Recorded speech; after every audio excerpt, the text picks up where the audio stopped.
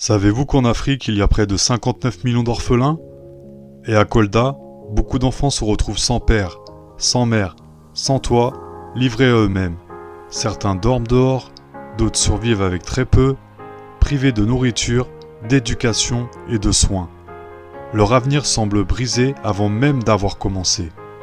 Face à cette réalité, nous avons choisi d'agir avec l'association Source du Monde en construisant un orphelinat qui accueillera dans un premier temps 32 de ces enfants. Et ce nombre ne cessera de grandir. Cet orphelinat sera pour eux un havre de paix, un lieu où ils pourront manger à leur faim, recevoir une éducation de qualité, avoir accès à des soins médicaux, mais surtout retrouver une famille, un sourire, une espérance.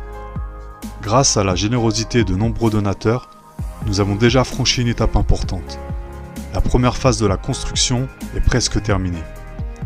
Aujourd'hui, nous entrons dans la deuxième étape, le second œuvre.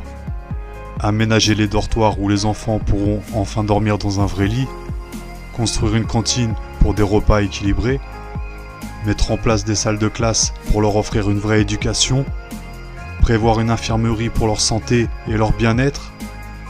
Tout cela est possible, mais nous avons encore besoin de vous. L'objectif total du projet est de 209 000 €. À ce jour, un peu plus de 85 000 € ont déjà été collectés, grâce à plus de 4 700 donateurs. Il reste encore du chemin, mais ensemble nous pouvons y arriver.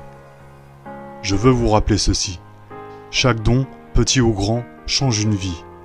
Même quelques euros peuvent permettre à un enfant de manger, de se soigner, d'apprendre. C'est un geste d'amour, un geste de solidarité, un investissement dans l'avenir.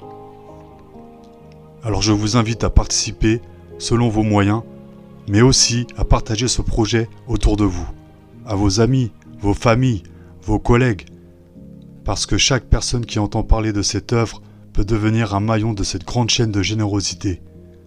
Ensemble, nous pouvons écrire une nouvelle histoire pour ces enfants, une histoire d'espérance, de dignité retrouvée et d'avenir transformé.